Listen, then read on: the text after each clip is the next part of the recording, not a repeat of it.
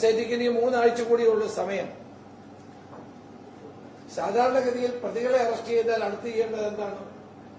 തൊണ്ടി മുതൽ കണ്ടെത്തുകയാണ്.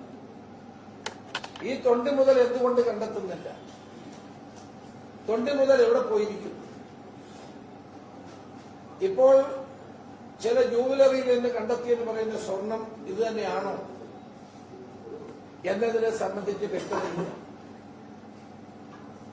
അപ്പോൾ ഇതിന് അന്തർദേശീയ ഇന്റർനാഷണൽ മാർക്കറ്റിൽ ഇതിന്റെ വില വളരെ കൂടുതലാണ്. ഏതാണ്ട് 500 കോടി രൂപയിലധികം വില ഉള്ള ആന്റിക്സ് ആയിട്ടാണ് ഇത് വിറ്റത് എന്നുള്ളതാണ് എനിക്ക് കിട്ടിയിട്ടുള്ളത്. ആ വിവരമാണ് ഞാൻ എന്നോട് പറഞ്ഞ ആളിന്റെ എല്ലാ വിശദാംശങ്ങളും SITയുടെ മുമ്പിൽ കൊടുത്തത്.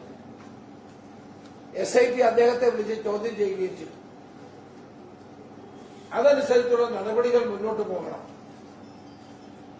കാരണം ഇത്